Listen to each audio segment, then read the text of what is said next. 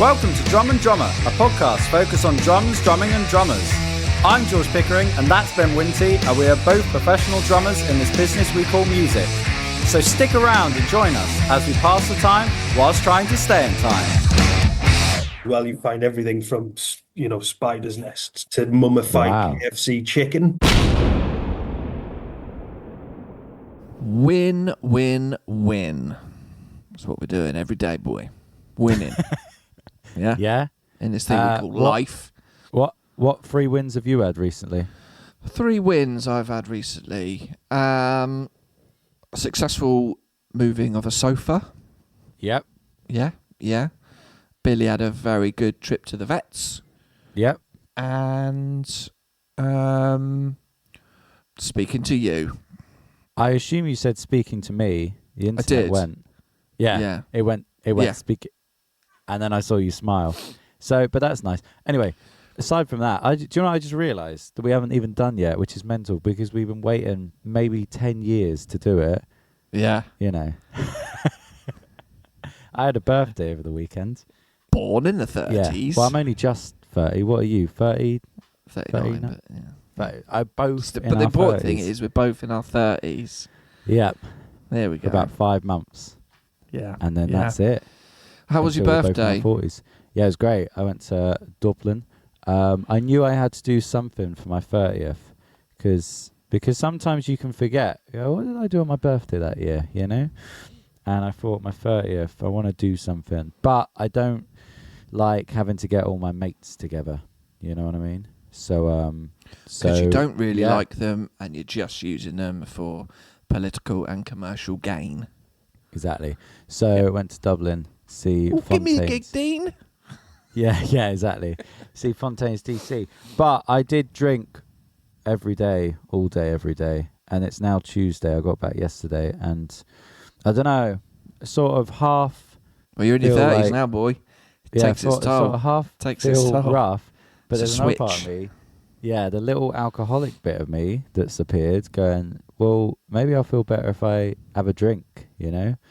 It's just gone 3 o'clock. You know, that's late for me nowadays. But it is weird to say that I've been pissed every day of my 30s so far.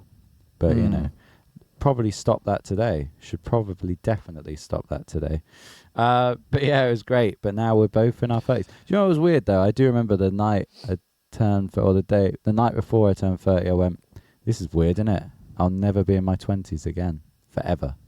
Because once you're dead, you don't get to go around again. That is it. There's no afterlife. You know, there's no reincarnation because if there is, you can't remember what you did. It doesn't matter then. Doesn't mean you. Yeah. You know. Or if you did think you this is a reincarnation, and it just so happens that in your past life you were someone important. Exactly. You know, what's the Gervais say? There were 2 Napoleons. You know. Yeah. One of them's fucking lying. Question then about Dublin. I've got 2 questions. One. Yeah. How many Guinness did you consume? Do you know? I have no idea. Because, I have no idea. At least 4 a day. But then I was drinking other things like Irish coffees and spirits and stuff. Anyway, next question.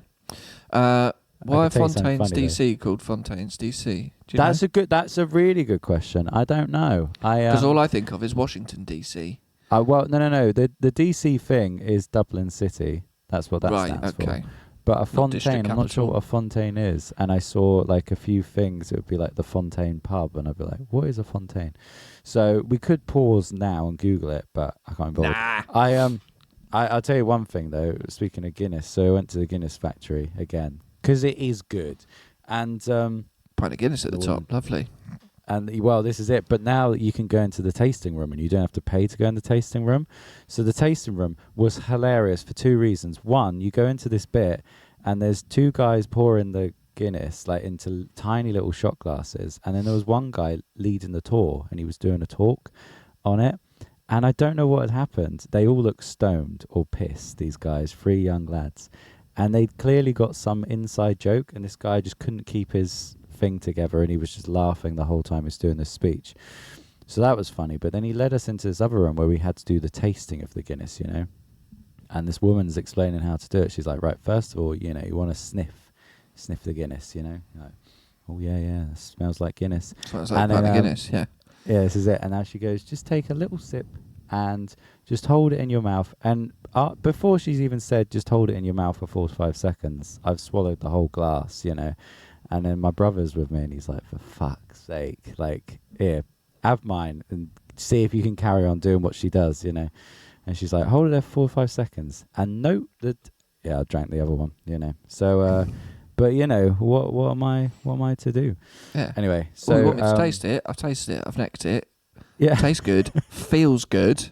Can I get a full pint, please? Exactly, yeah. Let's crack on and go to a disco. I can't remember if it was that day, but I was pissed a lot of it, and we went to see the Book of Kells. So the Book of Kells is like some old book that stays in the Trinity College. And I looked at it, and I just said, that just looks like the book at the start of Shrek, you know? And then couldn't stop laughing to myself about how it looked like the Shrek book for the rest of the tour, you know? So... yeah, it's weird. It's weird. Not, I don't know. I'm gonna shut up because a lot of the things that happened in Ireland, in Dublin, was sort of like, it's funny how much harder and funnier this is to do after you've had a few drinks. Passport control, ridiculous. I thought I'd lost everything. I've lost my phone and my wallet and my keys, and it's like, oh no, they're in. It's just over there. I need to calm down. So great weekend. Yeah, it sounds like you. Went to Dublin to deal with the emotional trauma of losing your 20s. Yep. You got pissed, you got fucked up, you lost yourself, you lost your mind. You've come back, you're struggling. You're struggling. Yeah, well, on all now levels. I'm like, okay, I need to put that to bed now, you know? Let's Anyway, we've got a guest today. Yeah, we do. Rescheduled, but here we are. We promised it would happen. It has happened. Here it is. We've got Ben Alldred from Daddario /EVANS. Yep. Chatting about all things skins and stuff, because I met him at Graham Russell, G-Russ. He helped me with my Acrolite. I thought he's got some knowledge, this kid, this boy. He's full of it. He's full of it in a good way. Let's get him on. Now, this will either be a slightly longer episode, maybe. Yeah. Outside chance, might split it into 2. I'll try not to. But I was fascinated by everything he was saying. So hope you enjoy it. I certainly did. George struggled through in his depraved state. Here we go. Here's Ben Alldred from EVANS Drumheads. For those listeners who have heard previous episodes, the two Bens, we met at Graham Russell a few weeks ago. You were down there for their birthday bash, representing Evans and Daddario, and I brought in my Ludwig Acrolite that I picked up in Florida, and you helped pick out some skins for me, get it set up, snare wires and all that sort of stuff. Indeed. Is that a kind of thing you do a lot of with Evans? Yeah, it's one of the kind of many parts of my job role. So explaining a little bit about what I do for Daddario. So for anybody that doesn't know, Evans are owned and have been owned by Daddario for around 30 years. I think we acquired EVANS Drumheads in 1995.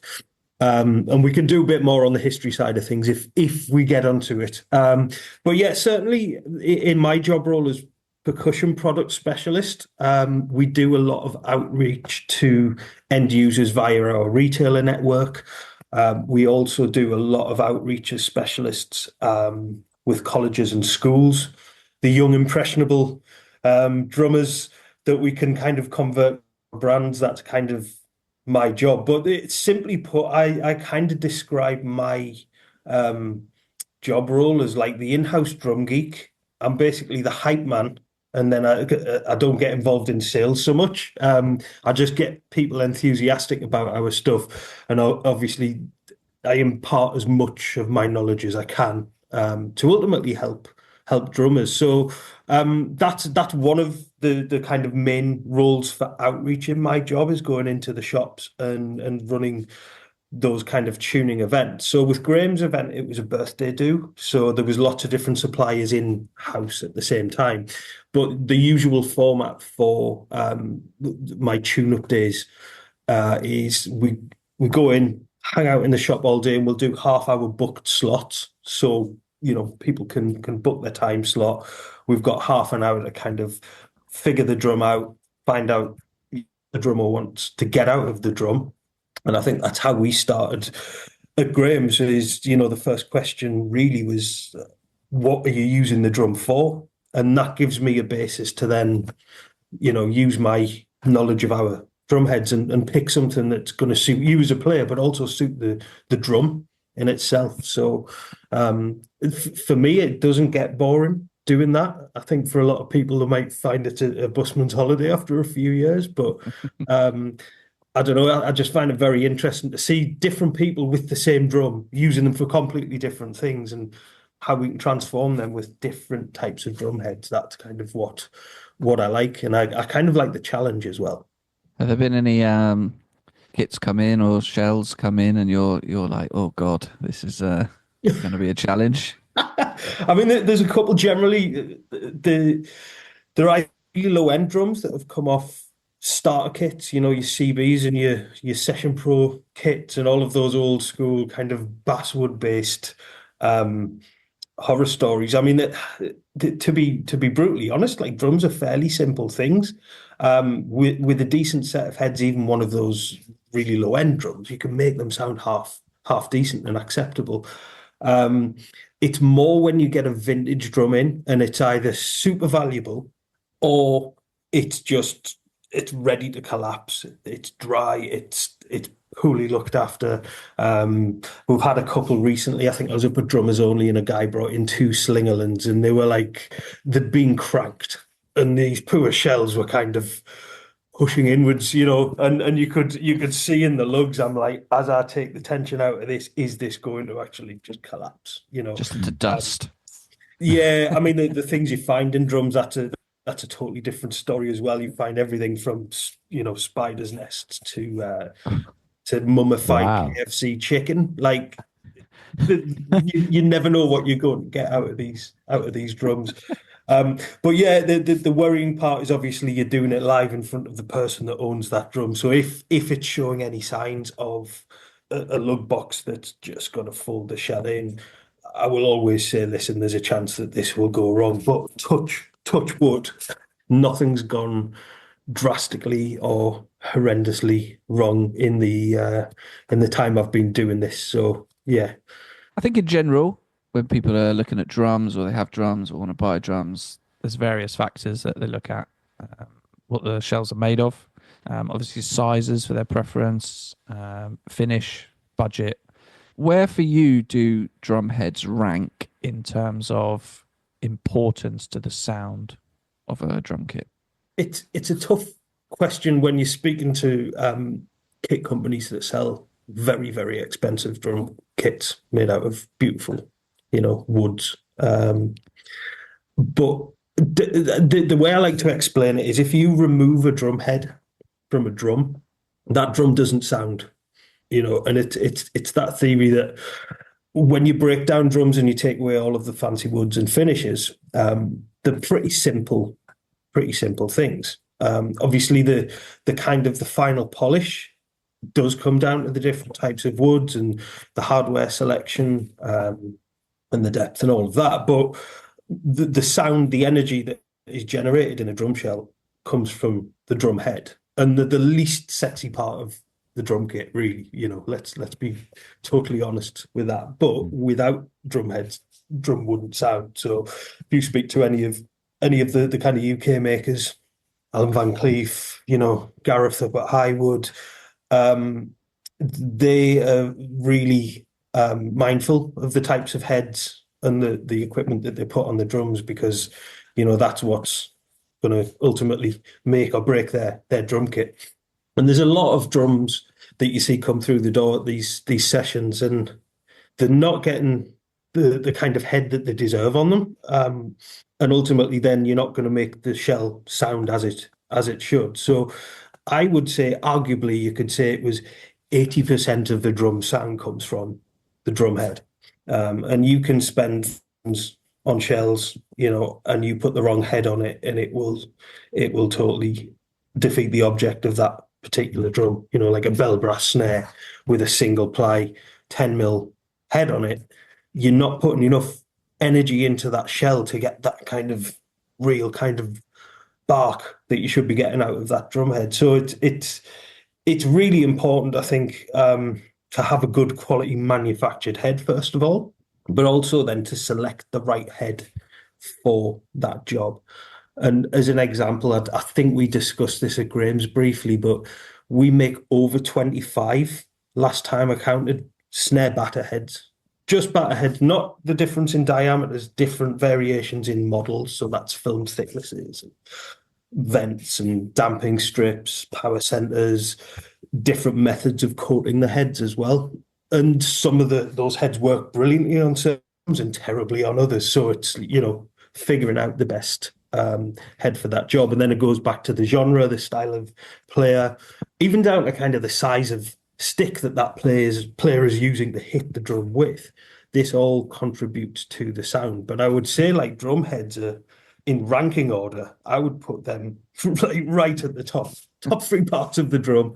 Obviously, then you've got your shell and your hardware and all of the extra kind of bells and whistles, the final things that you will notice in a studio under studio microphones, will be the difference between a birch kit and a maple kit, and walnut inner plies and whatnot. But stand at the back of a pub listening to a band, like, I don't think I could tell whether that kit was birch or maple or or whatever else but you could certainly tell whether they were using a single ply or a double head. So I don't know if you have the answer to this or if anyone does, but then, one thing that's really common is you buy a new set of shells, you get stock heads on the kit. And one of the first pieces of advice a lot of people give, a lot of people get, is change the stock heads. So if a company is spending so much time and effort making, such a brilliant drum and shell, why are they sending it out with, inverted commas, subpar drum heads? There's a couple of different reasons for this, but I like to call those placeholder heads. It's really heads that keep the hardware together. I mean, obviously, some drum kits come disassembled. The higher end kits generally come assembled in their own separate boxes as well. And at that mid and low level drum kit, you're really looking to kind of scrimp and save where you can. And obviously the consumable part of the drum kit, the drum heads, if somebody really knows what they like to play, they will automatically be changing those drum heads out anyway. But the problem is the low and the mid-range kits are going to kind of new drummers or parents that have bought these kits for a new starting drummer, and you look at those heads and you're like, well, they're perfectly fine. And in actual fact, you're absolutely right. You should pretty much change them out straight away. They don't hold and I'm probably going down a bit of a rabbit hole here, but the kind of cheaper OEM heads that you find ship from a lot of the companies in and around the world, generally those heads are coming from sort of Far Eastern factories, Taiwanese head factories that produce them with, an OEM logo or label. So we have a head, it's not that well known, called the EVANS Uno head, which is actually a kind of cheaper, crimped drum head. Remo have the same thing in their UX and UT heads that you will find on the lower end kits, and generally they will be kind of mechanically clamped. The films aren't as good quality, and that keeps the cost low. And like I said, in my head, it's a placeholder for the drum to ship, and then you can change and switch out the drum heads. The kind of other caveat to that is the resonant heads on those drums. Like batter heads, people look at them, so they will change them out fairly rapidly as soon as the batter heads mark. But what you will find more often than not in the low and mid-range kits is the original OEM heads will still be on the resonant side head, and it's It's kind of one of the unsung heroes of the drum kit is the resonance side, and how much difference that makes when you put a higher quality head that is ultimately more stable. So when you put tension in one of the kind of mechanically crimped heads, they do have a tendency to kind of pull out more quickly. The films themselves, like I said, are more inferior. They're obviously cheaper, but they stretch more easily. Even though on paper they will read as a 10 mil or a 7 mil, dependent on the spec of the company. But definitely, some of the best advice if you want to get the best out of that kit, that low end kit, change out the heads. I mean, the investment might shock people that, to change top and bottom heads on a drum kit, you're probably looking at the thick end of £150 these days to do so. But the benefits in doing so, will pay off. I think I could see, like, when my first kit I ever had was a no-name, budget thing, and it had these awful kind of milky coloured skins, and and at that point, you save all your pocket money and to buy a kit. And I think when we met at Graham Russell, before me, you were speaking to a dad and his son, and his son had a kit, and you were going through a few different skin options with him, and I could sort of see the dad's face when he realised the cost of reskinning the whole kit. And I think it's a bit of a shock to people. And as you're right in saying that, if you're stretching to buy, if you're a starter or a new drummer or a parent buying for a kid, you're pushing the budget as much as you can. And even if you get up to like sort of stage custom level, export level, that then to spend possibly another £150-200 on heads. It might be the quarter of the value of the kit. It could be you got that kit on Facebook Marketplace for £50, but yet you need to spend that £150 on consumables. It's kind of it's probably difficult to compute, but I think once we changed those heads on that particular kit, it was an orderly kit, wasn't it? That you got, and it was pristine, but the heads were stock, low end, Taiwanese sort of manufactured heads, and they'd obviously been at tension for a long time as well. So that film had just kind of gone dead. And to be able to kind of have the drum in front of you and you sound that drum and you listen first. Now, again, that's something that I will always try and do, is hit the drum. Obviously, we couldn't do that with your Acrolite because you were using it to put your underwear and socks in the case, so the heads would come off that. But it's always good to do an A and B comparison, so you can hear the difference in heads. And we've taken it like a real step forwards in the universities and colleges I do with, because we'll do an A and B comparison and we'll use their in-house studios. Most of the colleges that have, are worth the salt have got a live room and we can record the kit in isolation, and we'll get the same player to play at the start of the session. We'll record something, then we'll totally do a refurb on the kit, and I'll do that live, and then get the students to set the microphones back up, re-record it, and we've got this A and B that we can flip between. And it really is, night and day between the two of them. And, drum heads do deteriorate like a guitar string does, but it happens over a much longer period of time. So I'm a great believer that he is just kind of tune in to accept that sound. And as it gets worse,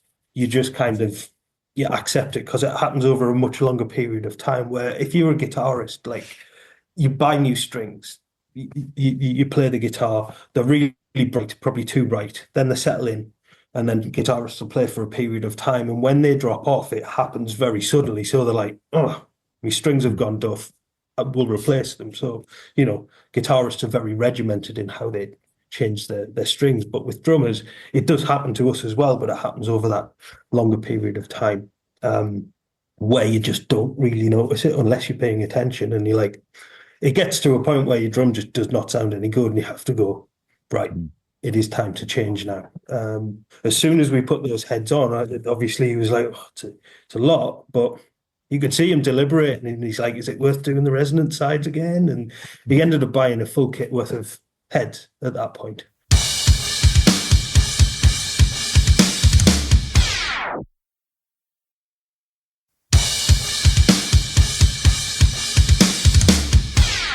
Let's look at the sort of different choices. You mentioned there's like 25 snare batters alone. It's a bit of a minefield. So where do you recommend people start when trying to choose a skin? Yeah. In terms of like, where do you start with what heads do you buy for what drum? I think you've got to have a sound in mind in your head first of all. And the best way I've found to guide people is, like I said, and what they're using it for and what style of music, looking at the shell material as well, but also asking questions like, who's your favorite drummer? And figuring out what sound kind of speaks to them. What's your favorite sound? And there's the usual answers. You'll get John Bonham, you'll get Taylor Hawkins. Not many people say Lars Ulrich, and it's like, what I'll say to them is like, somebody's worst sound will be somebody's greatest sound. It's all very subjective with drums. We're not kind of tuning like you would a guitar to notes, although you can. But it's all very subjective, and listening to the likes of Ringo Starr's drums or John Bonham's drums in isolation, to my ears, like, you'd listen to that kit and you go, what are you doing? But in the context of that music, these are the sounds that you're always remembering and talking about, and then from there, we're fortunate where we can do research and we can look at the combinations of heads that we used, whether it's clear or coated, single ply, twin ply. That's kind of the first battle is figuring out where you want to be on that spectrum of open sound and dampened sound. And it's kind of like playing Guess Who with heads. As soon as you're like, oh, I like a warm sound, well, you're probably going to want to go for something coated.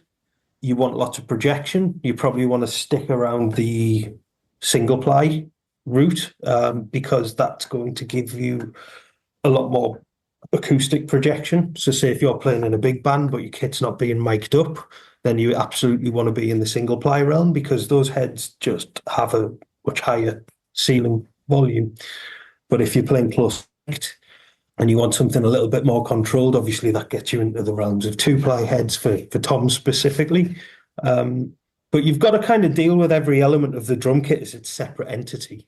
Some drummers get obsessed with putting the same model on every single drum. Obviously, snares are kind of the white noise part of the kind of backbeat, the most hit drum on the kit. You've got your kick drum, which is usually short sustain, thuddy, and low end, and then you've got your more tonal part of the drum kit, which is tom. So you've got to approach each one of those elements differently. And obviously, you get into the realms of snare, then you're talking about metal versus wood versus carb versus concrete, triple flange tubes, die-cast tubes, depths, snare wires, so there's all of these little elements that you can look at and kind of help you guide your way to the correct head. But in all honesty, it can be an absolute nightmare. And for the uninitiated, it's no wonder why people buy the incorrect heads for their shells, but then they'll blame it on they don't know how to tune. And in actual fact, the biggest problem for drummers is actually selecting the right head. The tuning bit's actually quite simple. It's more about picking the right head for the job. Would you say Evans has like a sort of skin that where you just can't go wrong? Does it have would you say like, is it the G1, G2? Is that kind of your sort of pop this on and that's... Yeah, I mean, the kind of modern day combination of drum heads, like, let's break it down into, we'll go kick, we'll go snare, we'll go tom. So for kick drum heads, our best selling head's the EMAD. And I think you remembered what the letters standard for, didn't you, Ben? I think one of the previous episodes, but it's externally mounted adjustable damping. That's the one, yeah. That's by far our best selling batter head. And the beauty of that is you can switch out the foam rings. It comes with a couple of different inserts that are externally mounted, hence the name, and you can adjust them. So you essentially get three sounds in one.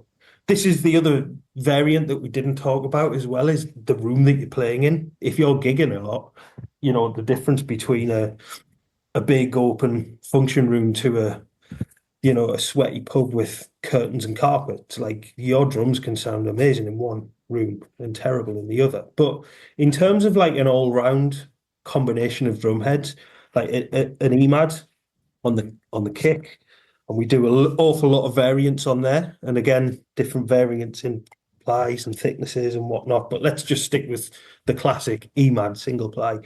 For snare drum, dependent on the shell, like even more resonant shells, I think it's a default setting. Our power center reverse dot is just, it's a perfect head for you to figure out the drum, and then you can dial things in whether you want less or more damping, more or less bottom end or top end.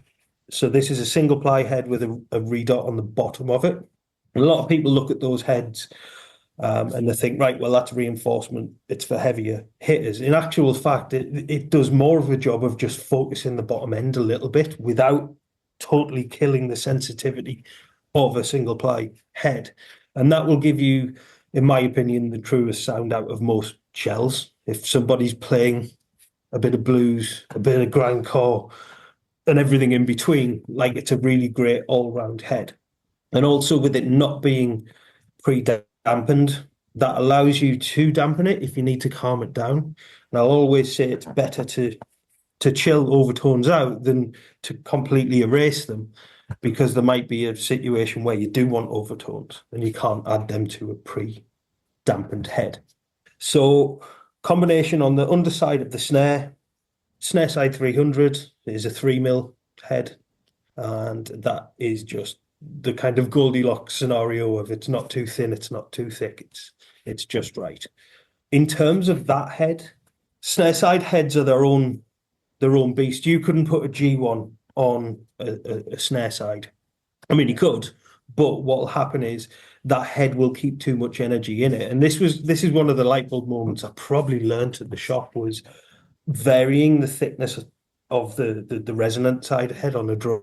And the most extreme example of that is snare side. So that snare side head is a third of the thickness of a standard batter head, which is 10 mil. For anybody that doesn't know, mil is a micro-inch measurement, and that's what the film thickness. So we're not talking about millimeters. It was a long time. I have to admit, it was a long time before I worked out this isn't millimeters of a, because I'm thinking. So you said 10 mil, I mean, a centimetre a thick. Centimetre, and I was like, this has got to be something else. Pretty thick. And then, is it a thousandth of an inch? Yes, so the micro-inch measurement. So that's what all film thicknesses are measured in. So when you're looking on the box or you're looking on a website, whichever brand you pick, it's always in mil thickness. So snare side, what we want to do is we want that head to activate the wires and then dissipate. So by going thinner in the film, that film vibrates really quickly, but also dissipates very quickly, because we want that kind of staccato response. Activate the snare wires and then get out of there. So if you put that theory to things like toms, if you go thinner on your resonant side, you're going to shorten the sustain of that drum. If you want to lengthen the sustain of the drum, so like the fashion with short stack toms for a period of time. Remember when Tama made like hyperdrive toms and everybody was doing the whole Travis Barker thing with really, really thin depth toms? Then you'll get somebody coming in and they go, the toms are really flat. So if we put a thicker resonant head on there, that allows the air to stay within the shell for longer. So it will give you a longer sustain. So many people think, right, a thick head on the resonant side will calm it down and shorten the sustain, and it's actually the opposite effect.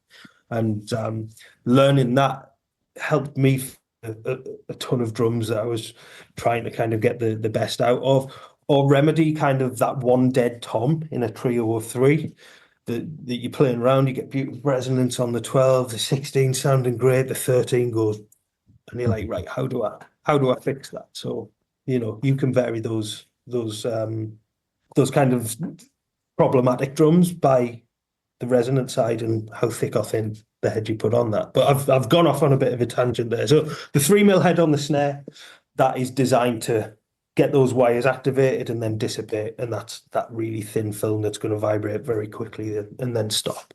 So what we're up to, EMAD for the batter, power center for the snare, batter, snare side 300 for the snare reso, and then for toms, like, it sounds really boring, but you kind of bang on, Ben, about your G2 G1 combination, 2-ply head without any kind of damping restrictions other than the 2 plies just suppressing each other slightly, and then the G1, which is 10mm on the underside, and that just gives you a nice mid-level resonance. So that's kind of the perfect all-around head combination for kind of modern music. But then you can start playing around with things. You can start adding coatings to your tom heads if you want to warm things up a little bit, calm the sustain down, and ultimately bring that kind of fundamental note of the drum heads down without really changing the tension on them.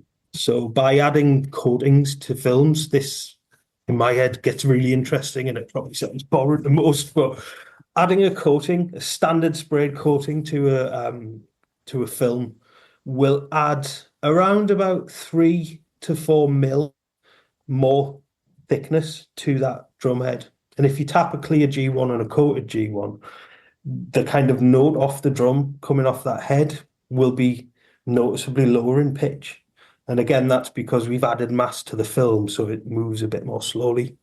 And obviously the coating softens the attack, so the tip of the stick against a piece of polyester film is going to give you a little bit more click. As soon as you start adding a powder-based paint, it's going to soften that kind of click. So all of these extra little variants are where you can really start dialing in your sound. Do you want more click? Great. You're going to be in the realm of a clear head. Do you want more warmth? Something that sounds a bit more traditional and perhaps a little bit more low end? Then you want something that's coated and thicker. And then you throw in the other variation of resonant heads, and do you go thin or thick on those? That is ultimately then dialing in your sustain and the length of the note that you're going to get from the tom. With the sort of innovation of new head designs, new treatments, where's that drive coming from? Is that coming from, because we've seen like trends in kit manufacturing. You mentioned yourself the shallow toms. We've had Canon kick drums and power toms, and one up to just one rack tom, and all these kind of things. Is it reactive to what the trends are and what drum manufacturers are doing, or is Evans kind of finding solutions? The problems are coming from, not problems, but it's coming from drummers saying, I want this, I want to do something like this, but I'm not getting that. And when Evans is designing skins, what's the control shell? Is there a control shell where they're able to, because we talked to BDC and we were asking about the control skin to check their drums. Does it work the other way around? Are you using a particular drum shell to check the quality and tonal differences in the skins that Evans are making, if that makes sense? Yeah, so kind of that first part of the question, I suppose, what drives us to create a new model or design something new? And this probably goes for everything that D'Addario does. Obviously, we like to innovate stuff, and this is, goes back to Jim D'Addario, who started the company, and he's got a very long line of lineage in his family that goes back hundreds of years to Italy, and they were string manufacturers and whatnot. But ultimately, it's coming from a musician's point of view. So we're pretty much all players at D'Addario, and we have this kind of monster list of different issues that for us in the business unit, we have a list of things that drummers struggle with. So things like, how do you make a drum kit more transportable? And some of the things on the list are ridiculous. It's like certain things you can't make a drum kit, any more transportable unless you make inflatable shells or something crazy like that. Or telescopic thing, I don't know. But we've got this list of things, and one of the things we use to inspire our UV coating. So our UV have a totally different process to our spray coated heads. And this is a new technology that we prototyped and we brought out. I believe we launched the first UV head as a 14 and a 13-inch head, but ultimately we wanted to make the coating more durable on a drum head. Simple as that. We wanted to make a turbo version of our G1 coated or Remo Ambassador. It was same spec, 10 mil, but we wanted the coating to last longer. So that was the problem. How do you make drum heads last longer? How do you make drumsticks last longer? That was the inspiration for us to design fire grain sticks. Again, for anybody that doesn't know, D'Addario also make ProMark drumsticks. So that's the brother and sister company is Evans and ProMark. And that was, again, drummers snap a lot of sticks. So how do we make a drumstick more durable?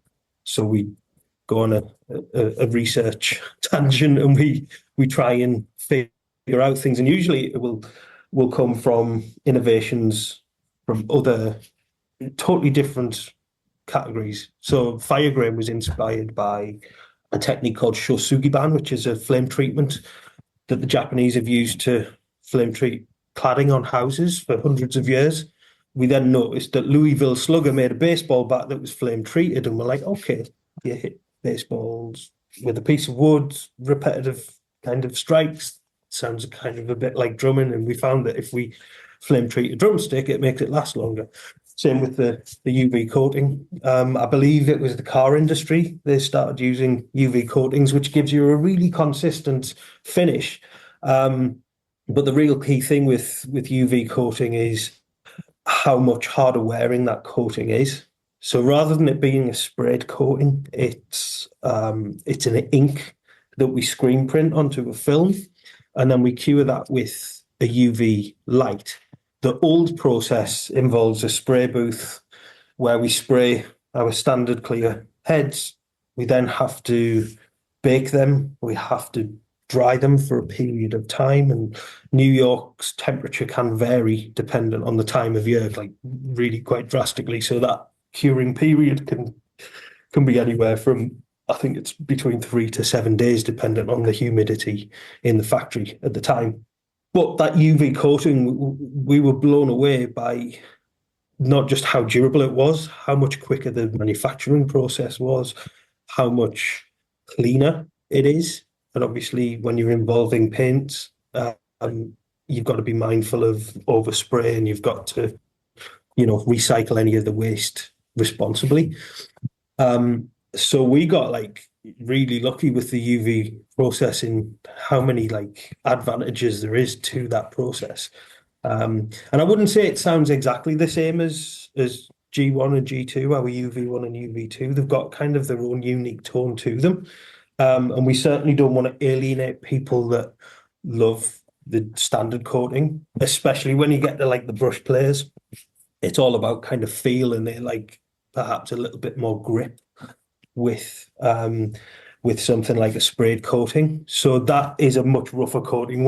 If you look at it under a microscope, it comes out with a spray nozzle. So you get kind of more inconsistencies in the coating. The UV, because it's screen printed through a very consistent mesh, you get a really consistent finish.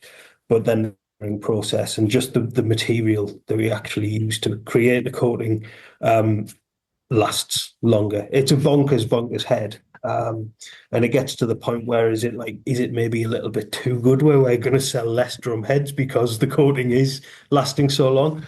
But, coming up with these technologies is always based around issues or problems that drummers face, or how can we make it better? How can we make drums easier to tune? That was another one that inspired us to change the collars on our drum heads. So, I don't suppose people can see this if you're listening on the pod, but I'm gonna show you guys. Was this the level 360? This is a head from the 1960s. This is an old school Evans all weather, and the collar on it's really shallow, really shallow, compared to our modern day collar, which is super steep on this part here. And that was kind of changed up due to the differences in bearing edge shapes over the years. So the old school head, generally the bearing edges were a lot rounder. And as kind of modern day manufacturing and also modern day sort of styles needed that more kind of bright sound, more resonance from the drums, the bearing edge has changed from that round over where you've got more head to drum contact. So the shells almost dampen the heads because you've got more film against the shell, and over time that bearing edge has become wider. Now what that means is, like, if you make a head to a certain profile, if that bearing edge gets too sharp, the drum head no longer sits kind of flush on it. And what you need to do is you've got to have contact between that edge and the flat of the film for the film to be able to resonate. If you've got one side of the head lifted off the bearing edge and you hit that, it's just going to sound like a piece of paper. So you've got to kind of get that shell to head contact. And that's what inspired us to actually widen the collar on our drum heads. We were having problems. I think it was Yamaha and DW specifically, and I recall this in the drum center at Newcastle. I couldn't get this Yamaha kit to sound any good with Evans heads on, and this was when we had a more shallow collar to our drum head. And I think the business unit manager at the time at D'Addario, he was also a player. He had DW, he had Yamaha shells, and he couldn't play our drum head brand that he was representing because they just wouldn't sit right. The Remos just sounded better on them.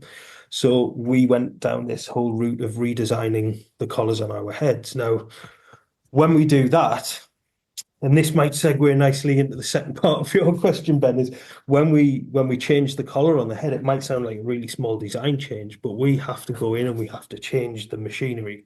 So we use low temperature molds that shape the collar of the film, and all of those profiles in this industrial machinery had to be changed out, which costs, I dread to think, I don't honestly know the numbers, but we're probably looking at millions of dollars to change all of these dies out to actually allow you to shape the head. So that was a really long process, but what we had to make sure of is our collar didn't go too wide where it wouldn't then fit within the hardware of drums. So, it's a tough one to say, right, what should we use as our test shell as such? I mean, in theory, the drum head itself should be the bit that is consistent in terms of size, because it's got to fit on multiples of different drum companies, some of which make undersized shells.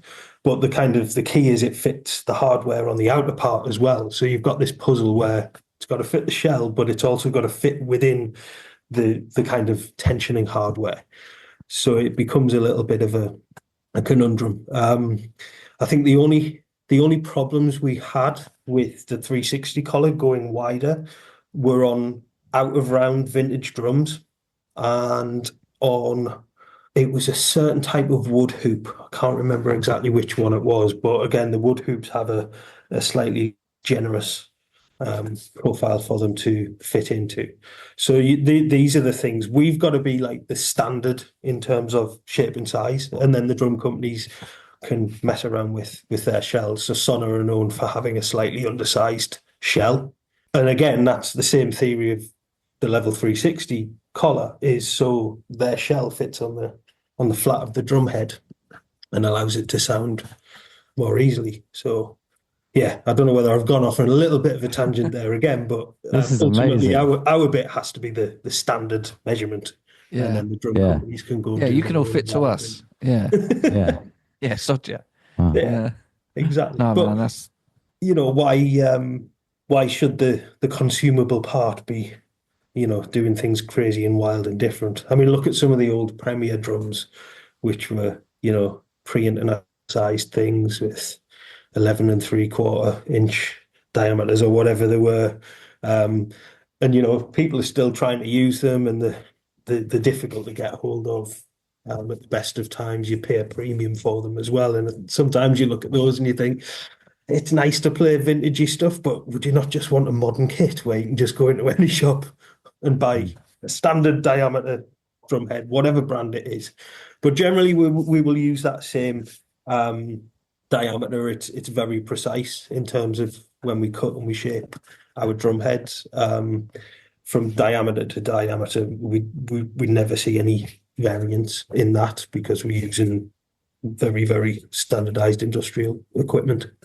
So with the UV coating, how recent is that, and is that now available on all skins or just snare at the moment? Yes, we still do our standard coating as well. In terms of UV, the first version of that, thinking back, I think that launched in the 2 snare diameters in 2013. So it's actually been on the go for quite some time, obviously getting people off their usual go-to and onto this new head that's premium price that we're promising, a lot from, does take a little bit of time. And obviously we don't want to upset the old guard with them as well. So we brought out UV1 in 13 and 14. Then we expanded that a year or two down the line to pretty much cover, your usual drum kit diameters. The next step, and it was pretty much as soon as we launched UV1, people were like, when are you going to launch UV2, which is the 2-ply successor. So we now have UV1, we have UV2, which was launched as a full range of heads. And then we've started to expand that now onto the new release snare heads as well. So we run it in tandem along with our standard coating, which is slightly less expensive. But the jump in price, like if you're going to get 4 times the amount of use out of that drum head compared to something that's maybe is going to save you £10, it makes sense to go down the UV route. So after that, we started releasing snare heads with UV coating as well. So we've now got our heavyweight dry, which is incredible. This thing's insane. So it's 2 10mm thighs, so that's double the thickness of a G1, and a 3mm redot on the bottom, and UV coating. And this is the point where, like, a couple of years back, Jim Didario was in our office over here in Newcastle, and I said, Jim, is there ever a point, obviously we're in the business of making accessories and consumables, is there ever a point where your stuff could last maybe a little bit too long? Where we shoot ourselves in the foot and we stop selling heads because they won't last. And I think that the thing with the UV is that the sound over time does deteriorate probably before the visible signs of wear show, which is kind of great, but also terrible if you're in the business of selling drum heads. So, and he kind of chuckled on it as well. But ultimately, as a musician, if we take our business hat off and we put our musician's hat on, like, of course that's what you're going to want. Who doesn't want tyres that last on your car for 4 MOTs where, they don't take your eyes out when they need replacing again? And same goes for this. But I think we still have to be mindful of people that do like the old style coating as well. So at the minute we run these in tandem. Like I said, UV is slightly brighter in sound. I'd probably put it somewhere in between a clear and coated head in terms of that warmth versus bright sound of a clear or coated. You can fit it somewhere in the middle, kind of closer to the coated side of things. But without saying too much, there is more coming with UV. That's not to say that everything we bring out from now on will be UV, but I certainly know of a few things that are already in the pipeline that will be coming out. And, for the drum savvy of us, you could probably figure out, what that is based on our best-selling drum heads, which we may or may not have mentioned already. Okay, yeah, got you. Yeah, wink, wink. I'll ask at least one question this episode. I was going to say, George, you've been really quiet. I know. Do you know what? He's just been to Dublin for a weekend. He's waiting. absolutely ravaged from Guinness. Yeah, I'm a bit fucked, to be honest. Have they still got Guinness? There's a shortage on the horizon. Yeah, I know. Well, I think that's after I went there. But every time I wanted to ask a question, Ben asked something way better. But I've got one. I can ask one question today. Does that make your job easier or trickier when you're tuning drums, when there's an advancement of skins and things you're bringing out? Good question. I mean, for me, it's something fresh to talk about. Like for a starter, keeps my mind active, and stops me feeling as though I'm just repeating myself over and over again. But in all honesty, I think the stuff that we design as like new release product has always got a reason behind it. So there's never a point where I'm like, I really can't talk about this because I don't believe in it. Like there's always a lot of thought going into the product that we're kind of designing and releasing. And ultimately, like for me, I think it's just like new drum stuff. Anything that's new and interesting, like just fires me up. It's like any kit company or cymbal company that you're into, when a new release comes out, like you can't help but get excited. You know, it's just like it's the nature of the beast of drumming, isn't it? We just love stuff. But certainly in terms of, you know, the link that I have with the team over in the States as well, like we're not a distributor as such. We are still distributing our product, but we are all part of the D'Addario family. It's just I happen to be in Newcastle. But we get involved in the development as best we can from a remote point of view. So that's everything from just like what are drummers doing in the UK and in Europe, and then we can feed them back because the US market is not identical to the UK market in terms of drums, especially like drums and percussion. So a massive market that happens in the States that doesn't happen over here is the DCI marching world. So, you know, American football teams, every high school pretty much has a football team and a marching band to go with it as well. And it's crazy big. You know, it's a massive activity.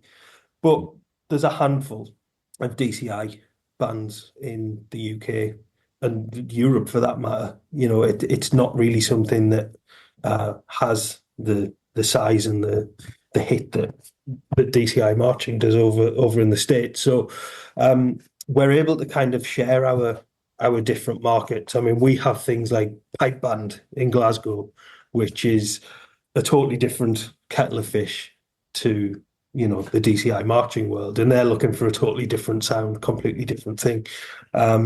So, you know, being involved in that development of certain product and being able to give our comment about what's happening in our market makes me feel a little bit more kind of involved when things do come to market as well. And obviously I wanted to tell people about, I've had a part in that, you know.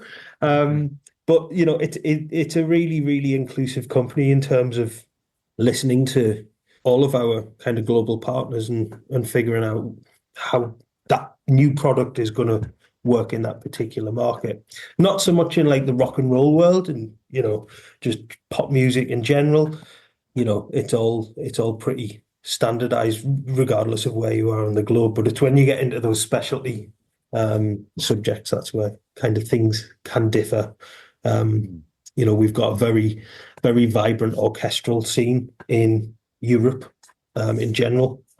So we're seeing things like Timpani Head at the minute is doing really well for us. And it's not massively interesting for me. I'm kind of a metaler at heart, but it's good to be able to kind of learn things about that aspect of it as well. So yeah, I know again I've gone off on an absolute tangent there, but That's great. That's what I do. Yeah. Can we clear up a few of the I don't know whether there'd be initialisms or, so we know EMAD, externally mounted adjustable dampening. Yes. GMAD. So that is just a variant on the G12. So it's a 12mm film, slightly thicker. And that was called a G12 in the tom realm. So when we started using that film for the slightly thicker GMAD, that was it. And ultimately that's going to give you a little bit more durability, slightly more enhanced low end, but still single ply, so it's gonna connect more. UV, we've obviously had ultraviolet, I'm assuming, for the coating. HD. So HD's high definition. High definition. ST. Super tough. Super tough. Yeah. EC2, EC2S, that So it's EC edge control. edge control. Can Yeah. you think of any? What and so with a G1 and G2, yeah, what's the G? So G stands for genera. So this was it's a cool kind of behind the curtain story, but it's not that long-winded. It's probably not that interesting to most people, but it was pretty much a marketing move. Genera was just to play on the word general. So it's just a general use head. So again, going back to your question earlier on, Ben, about the combo of G2 and G1, it's general 2-ply, general 1-ply, and they wanted a different word to general. So genera, take the L off, why not? I thought it was going to be some cool Italian thing or something to do with the. It's just a marketing thing. So this is one of my old colleagues he's no longer with our company, a guy called Sergio, and he met one of the kind of the predecessors of D'Addario owning EVANS. So we acquired the company around 95, and prior to that it was owned by a couple of different people. But Sergio managed to have a conversation, I think, at one NAMM, and he was just like, "What is genera?" And they were like, "Sorry to disappoint you, but it's just a marketing messing around with the word, removing the L so it becomes our thing." But lo and behold, it's one of the most recognizable parts of our brand range, for G1s, G2s, so they're the heads that sell, the most. Well, it's like that shampoo company. Was it L'Oreal that used the word Nutrice? And I don't think Nutrice is a word, but No. Mitchell and Webb had a bit about it and said it sounds like nutrition, so people will go, "Oh, Think it's Nutrice, good, yeah. It's healthy Yeah, for that's my good hair. Yeah, is that? I think we're all beyond the pale now, but I know. I was going to say, if anyone... in a different life, if I had long flowing locks, I might consider purchasing that. Are there any other letters on heads that I've missed out that stand for something? I mean, we're getting into the realms of things I probably don't know. I mean, we make strata heads, which are our orchestral sort of lighter coated head. I mean, what could that be? Strata, Strauss, some play on some orchestral word. I don't know. Who knows? That's pretty much it. And then we get into like hybrid heads. So a lot of them at this point have actually just got words. But for a period of time, a lot of our heads were just kind of variations on the product codes. But it's one of the few products that we make. Like if you get into the realms of like our reed business, so we make Rico reeds, the product codes on those are madness, and the letters don't really mean anything, but most of the drumhead like product codes do have meanings. Obviously, we've gone super tough, we've gone high definition, we've got genera, which is general, EMADs, all of that type of thing. And then if you look at the numbers on those codes as well, they generally have a nod to either the amount of plies they have, so whether it's or a double ply, it'll be 1 or 2, or if it's got a special thickness of film, then it will have kind of a nod to G12, for example, to 12mm film. Things like our dry heads, that's in relation to the dry vent. So again, it's kind of simplified for us, but yeah, certainly we've got it a lot easier in terms of codes and ranges and identifying them from the names compared to some of the orchestral strings and the woodwind stuff that we do as well. If we could just do a little bit on tuning before we finish up. One thing I've noticed when you helped me with the Acrolite, and that I've since talked about on the show, was, and we discussed in person actually, was when you were tuning, you were placing your finger gently in the middle of the drum, snares off, and you were using a soft mallet.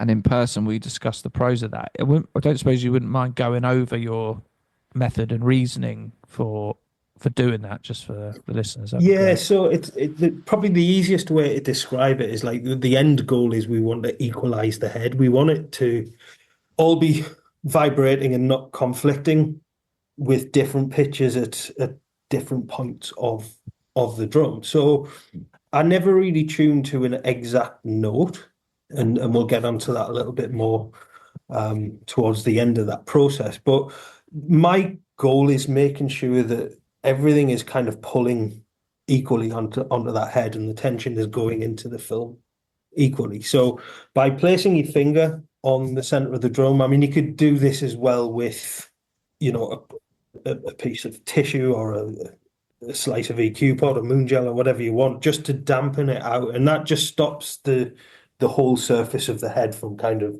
vibrating and giving you like a false harmonic. And then what we're going to do is basically listen to each of the tension rod points. So I was using a soft mallet, which is a slightly wider surface area, and again, it just kind of, for my ears, it just helps me dial in the note that's coming from that section of the drum head.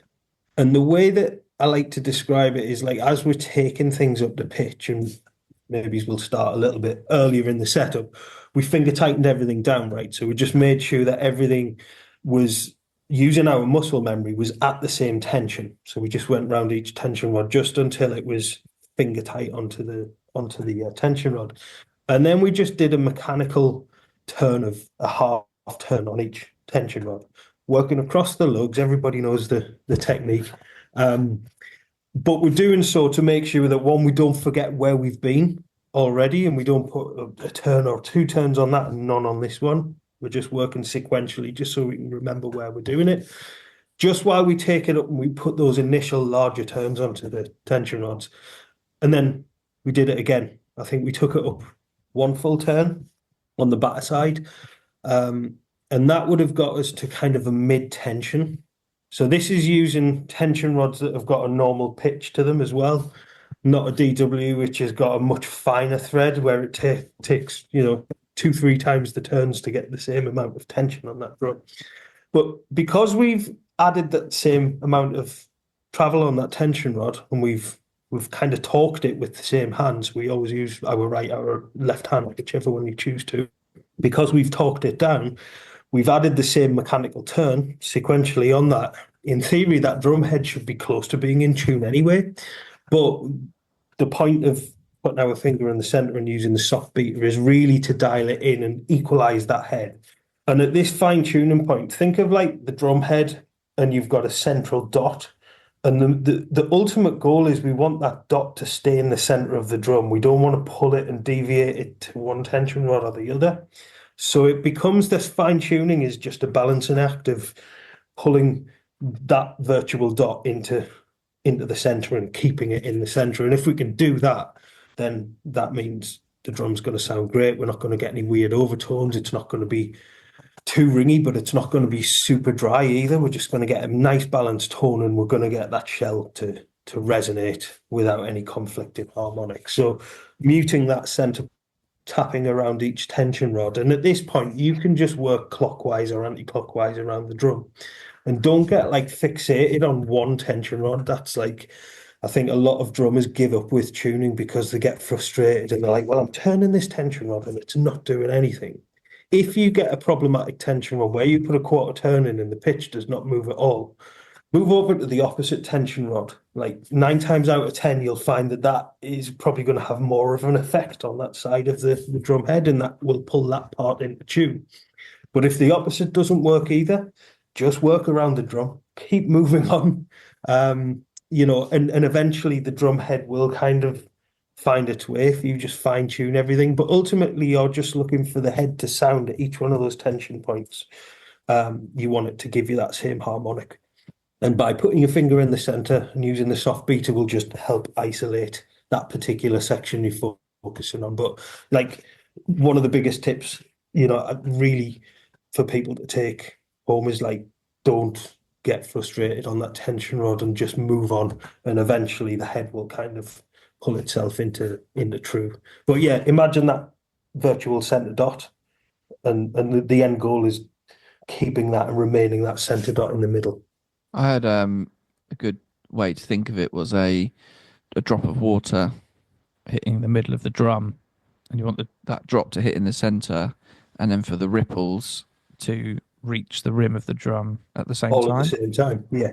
Yeah. It's absolutely great way of describing it. Far shorter way to do it than I did. But I think as well, going back to our initial discussion about different heads, is like most of the battle that drummers will have is the picking the wrong head for the drum to start with, or Can you give like an obvious example of that? That would yeah, be, I mean, you could go even more extreme than that, and they've actually picked the wrong drum kit for the job they want. So they turn up with, a club jam kit, and they want to sound like Thomas Hark from Meshuggah. Well, that's just not going to happen, I'm afraid. It's just like science in it, need bigger shells, more movement. But probably the best example I had was one of Alan Van Cleef's monster bronze snares that he did. It was a huge thing. I can't remember what the weight on it. It was probably about 25 kilo snare drum. the fuck? And it was I like struggle to get that home and bell brass hoops and all of that. And this guy brought it in, and he's like, I can't remember what he spent on it. It was probably about £2,500 worth of drum. And he puts it on the counter. I think it was PMT Norwich I was in. And it had a UV1 on it. So it had one of our heads on it. So I couldn't go, it's that brand of head or whatever. I mean, I never would do that. But that drum, like the shell is so heavy and kind of dense. You need a lot of energy to be thrown into that drum. And also the hoops as well. They're a really, really heavy hoop. So it comes in with a UV1 on, which is a 10 mil film. And it just sounded thin. And you're looking at this drum and it's monstrously heavy. It should be absolutely barking. And it just wasn't doing anything. So this was one of the first opportunities I had to fit the heavyweight dry, which is 210 mil. So we're going like double the thickness straight away. And then we're putting a redot on the bottom as well. So in my head, I know that that's going to be throwing a lot more energy into that. But also, it's not going to be bothered as much by these really heavy hoops. And the hoops, were a couple of kilos, I imagine, big cast things.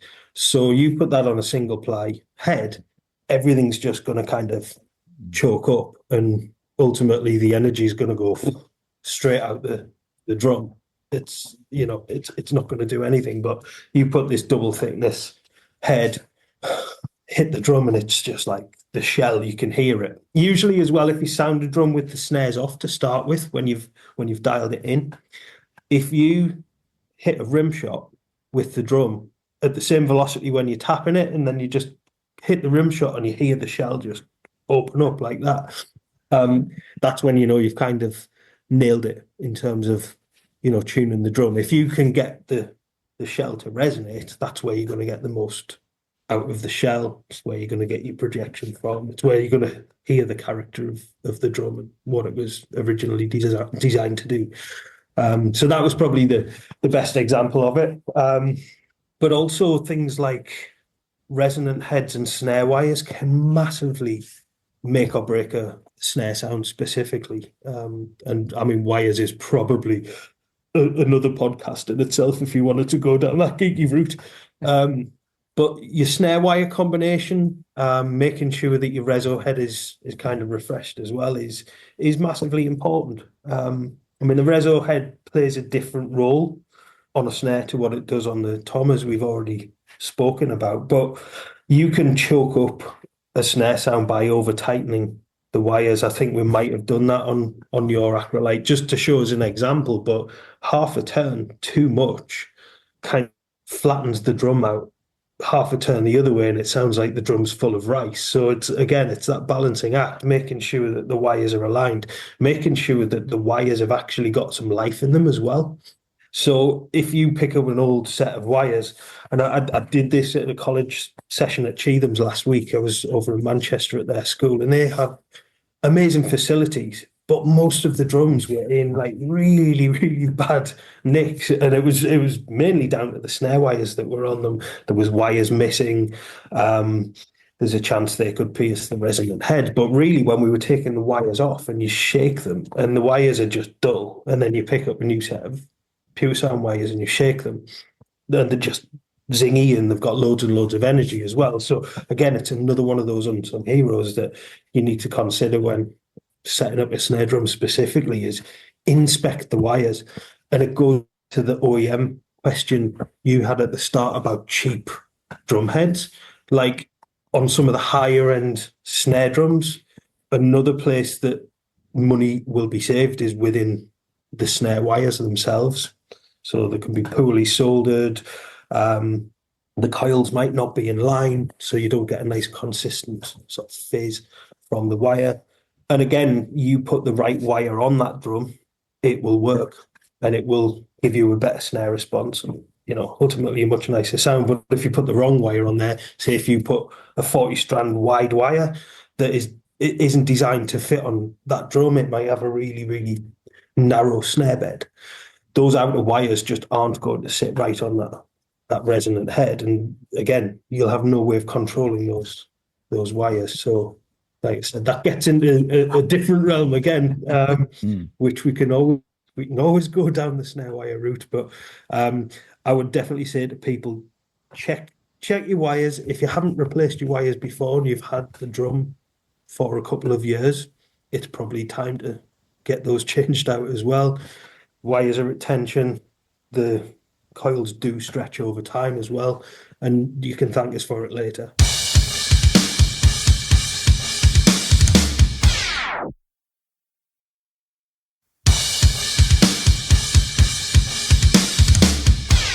Let's do like a consultation now. What is the snare? What's the shell? Well, I'll go with the one that I've always been using, the Mapex Black Panther. It's 14 by 6.5. Mm-hmm. Let's go with that one. Okay. And is that wood, metal? What's the shell? I believe it's wood. Right. Okay. So that's going to be kind of inherently a bit more warm anyway. It's not going to have the cut of something that's metal, but with it having the depth as well, we still want to activate that shell a little bit. We know that we potentially don't need to dampen it too much, and it might sound really boring, but something like a power center will get that kind of energy into the drum without like totally killing the wood shell. If we put something like the heavyweight dry onto that drum, we're putting dry vents on there, and we're also putting a very heavy head, which would potentially choke the wood shell up a little bit. So having something that's not too restricted, not too heavy, but it's still got that center dot, which is just, it's got a bit more mass to it. That'll get you a nice like true sound out of the shell itself.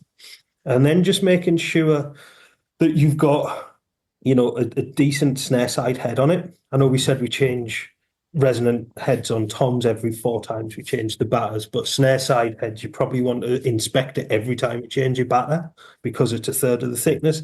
But every other time you change your batter head, I would be thinking of refreshing your snare side head. So if you've got the standard Black Panther snare side on there, probably want to think about getting that changed out anyway. That's not going to affect the tone of the drum so much, but it will just give you a nice consistent tension drum. And if you look at a lot of snare side heads, if you were to look at some of the drums that come through the door at some of my events, and the hoop's kind of at the same level as the playable surface, and it's where the film's just totally stretched out, and you can imagine like that's got no life in that shell, so you're not going to get a decent snare response. So make sure you've got your wires central and check that all of the wires are kind of nice and straight. And in terms of numbers of wires as well, if you want more wood out of that shell tone, if you want to like really hear the wood when you play a rim shot, you want to reduce the amount of wires. So you'll actually get more shell tone rather than it being masked with white noise that the wires are going to give you. Or if you want more snare buzz, just add more wires. Like it's as simple as that. But think of like one of the nicest sounding wood shells that for my taste personally, when I worked at the drum center, was the Akira Jimbo Yamaha snare. So that's a 13/7. I think it's like a beach shell, wood hoops. It hasn't got many tension rods. I think it's a six lug drum. And I believe it had a 12 or a 14 strand snare wire. And the thinking behind that narrower wire is you're going to get more enhancement of the wood in the Wow. drum. So it's almost like the drum's like a tom with a little bit of snare on it. And in my head, when they're cranked, they sound amazing. But yeah, if you want to hear more wood shell from that drum, reduce the wires to maybe a 16 strand, and that Wow. should transform it. But yeah, Yeah. do it. Yeah, fantastic. I could maybe send you a couple of bits to try as a goodwill gesture, and then see That's a what the very end goodwill results are. gesture. Amazing. Yeah, no, awesome. Okay, right, here's a stupid question. If you want less snare wires on the fly, would you ever just take a few out? I mean, if you are handy with a soldering iron, and I would not recommend this, then you could certainly like go to the solder and remove them that way. That's the safe way to do it. But if you were to wire cut them, there's always a chance you're going to have one end in that end plate of the remaining wire that could potentially pierce the snare side head. Yeah. But stop being a cheapskate. Just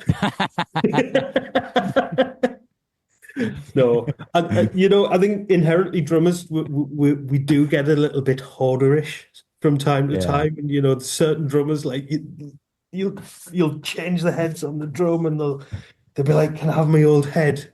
And it's like it was made in the 1980s, and they're still like, "Oh, I can use that," or they'll put them up for sale on eBay. Nearly new drum heads, like no, No. just no. We're going to move on to our final question. Who's your favourite delivery company? Favorite delivery company? I mean, do I have to say the company we use as a company to deliver, or You don't have to. You can do both. You can, you could do a preference of who Evans and Daddario like to send with, but who do you like to receive from? Maybe that can be a different experience. Okay, so we use UPS. Now, personally, I don't think I've had anything delivered via UPS to my home address. So I really can't comment on the end-to-end service. I know that they pick the packages up consistently from us, and we send anywhere between 300 and 400 packages across Europe a day. So they've got the shit together. But in terms of like consistency, like some people will hate me for saying this, but you cannot knock Amazon Prime and their delivery drivers. Obviously, it's an in-house service, but does anybody really come close? Morally, maybe some people don't agree with me with Amazon, but you can't knock the consistency of an Amazon Prime delivery. And I know it wouldn't have maybe been seen 5 years ago as the big delivery company, but yeah, they've got brilliant tracking. They inform you. They do second attempts on the same day. They did a same day delivery at 8 o'clock last Sunday for me and my wife. Can any other delivery company really come close? I think, yeah. Do we end the delivery question there, Ben? Forever? I think so. After that? I don't know. They certainly seem like I feel like if we entered a Mad Max sort of scenario, they'd do well. I think they would be, largely responsible for the socio-economic success of whatever splinter rebel town you were in, because they don't give a fuck if they just park in the middle of a single lane road to go in. Absolutely not. They would be the first to put spikes on their vans. In that scenario. I mean, I'm looking out the window right now and there's an Amazon Prime van there. It's almost like destiny that it's there. Well, that's it there. Ben, thank you so much for joining us. Yeah, that's amazing. Maybe we'll have to get you back on and talk snare wires, sticks, talk about stuff. Sticks is a whole different ball game. It's very interesting as well if you're into that sort of thing. So yeah, let's get something in the diary for 2025. If I've got a couple of hours, I'm more than happy to chew somebody's ear off about our stuff. Yeah, we'll do it for sure. Yeah, definitely. George, let me know if you would like to try anything out for that Mapex snare. Ben, I'll send you something as well if you've got a drum in mind, just so you don't feel left out, because I know I you do bought have all this another stuff. new drum which has no skins on. Yeah, Well, I thought I'd only. send me your wish list Oh, of dear. what you would like to get from it, what it is, and I'll put you a few little Christmas goodies together. Oh, that'd be so kind of you. Thank Delivered you. by UPS, and you can let me know how the delivery goes. Yeah. Tick all the boxes on this exchange. Yeah. Thank you so much for your time. Hope you have a great Christmas. Yeah. And we'll be in touch because we'll definitely chew your ear off about some other stuff as well. So Awesome. Sounds good to me. Have a great thank you one. very much. Nice Cheers, one. Ben. Thanks, See you mate. soon. Bye bye. Later, Ben. Bye-bye. There we go. There we go.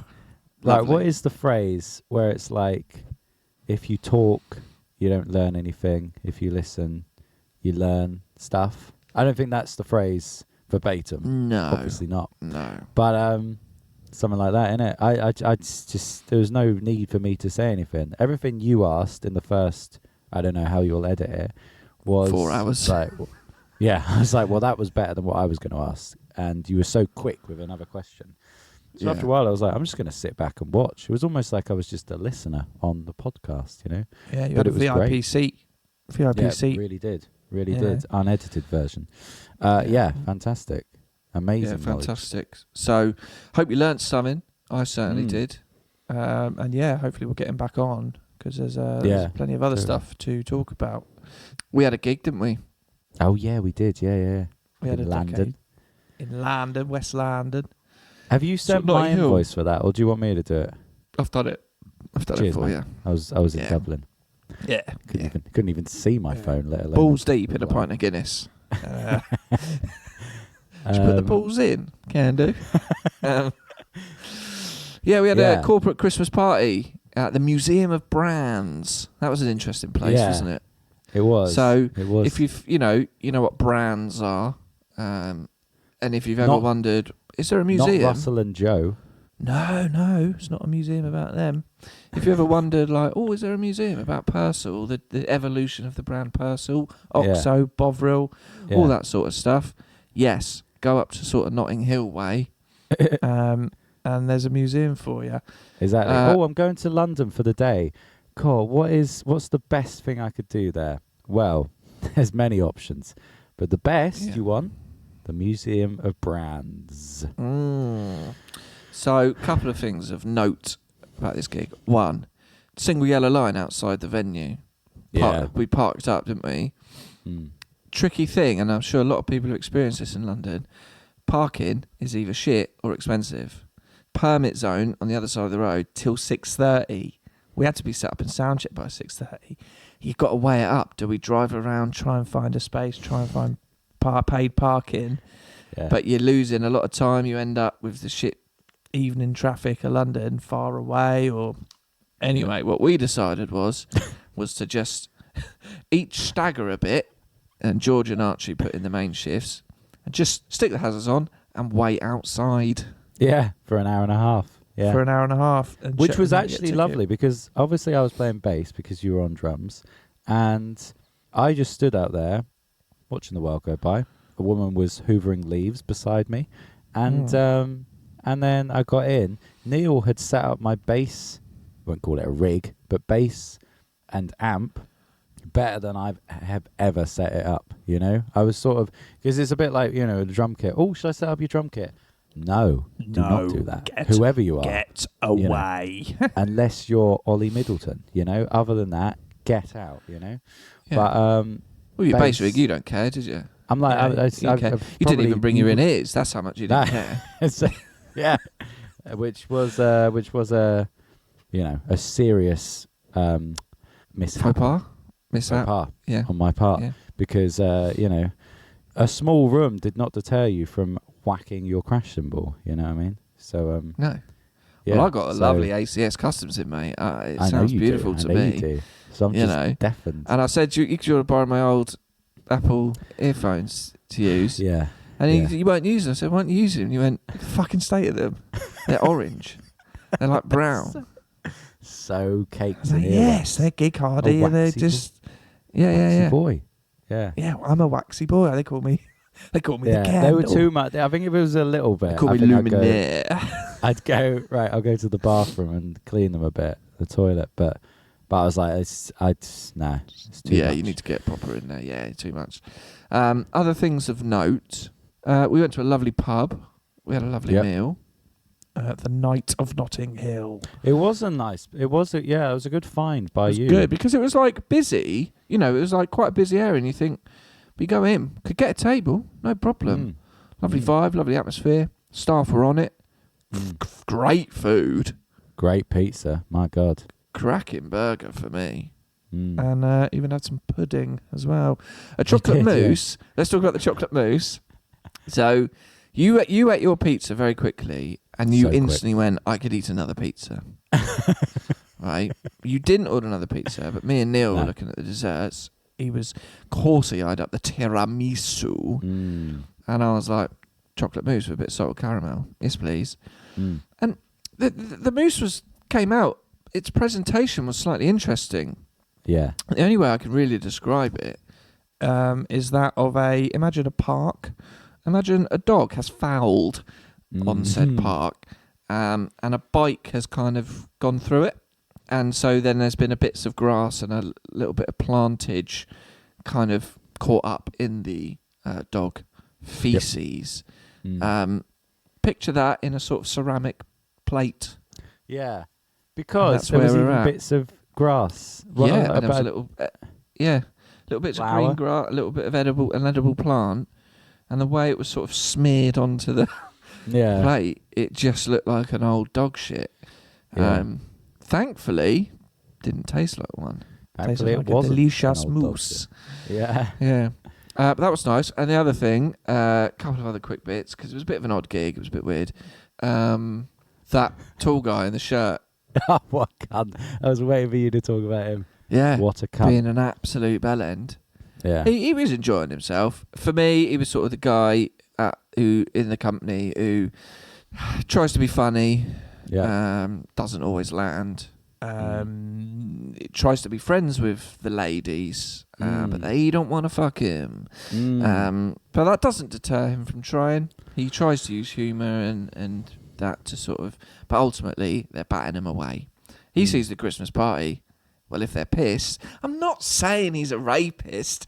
I'm just saying he considers it that the walls might be brought down a bit by some alcohol. I can only describe him as sort of Richard Osman in a Hawaiian shirt sort of thing. Yeah, very tall, that's exactly very tall, how to describe it. With his like nerdlinger glasses on, you know.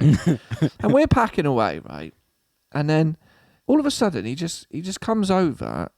He'd been a bit of while we were playing. I didn't see this happen, but a girl had to go to the back of the room to bring Archie's water bottle back. He'd taken Archie's water bottle, right, our singer's water bottle, for no reason, and she brought it back, right. And we were packing away. He goes over to our box where we put all our cables, and he picked up a 4-way adapter extension lead, picks it up, and just walks off into the dance floor. What? So I just went over and I sort of just grabbed it from him. I was like, and I just took it and put it back. And then he picked up 2 cable ties. This was a few minutes later. 2 cable ties that we're using that were just on the floor. Picks them up and starts walking off. I have to go back after him. Give me those back. And then a few minutes later, he picks up Neil's iPad clamp just off the floor and starts walking off of it. And I got to him and I grab it. And I say to him, mate, what are you doing? And he's just like, I'm just being annoying. And I was like, yeah, you are. Can you stop it, please? Did you say it like that? Because you're making yourself sound well hard in this story. I did say it with a bit of, right, I will replicate the exact tone that I said, what are you doing? Right? Because there's a bit of music playing as well. Yeah. Mate, what are you doing? That's how I said it. Good. What are you doing? Because it was infuriating. Yeah. And it's like, you're a grown man. What are you doing? I know. And apparently he jokingly tried to trip me up while I was Well, this is what I was saying. So I didn't room. see any of this happen. But after you'd said, what are you doing? I saw you walking out of the box of stuff. And this is all I saw of it, and just saw him trying to trip you up whilst you were carrying a box. And then I went up to him and said, "What are you doing?" No, I didn't. I just gave him a death glare. But so yeah, interesting. Yeah. Yeah. Anyway, thanks so much to Ben for coming on the show. Yeah. That was really good. Hope you enjoyed it. Keep in touch, Instagram, email, all that kind of stuff, 5 stars and all that. It's very soon. It will be Christmas. So maybe we got something in line for next for Christmas itself with the podcast. You never know. Maybe the annual tradition will continue. Maybe. But other than that, take care of yourselves and don't be that guy at the party. See you next time. Bye-bye. Bye-bye. Thank you for listening to Drum and Drummer. You can find us on Instagram at Drum and Drummer Podcast. And you can send us an email to drumanddrummerpod@gmail.com. Remember, just pick up the sticks and twat it.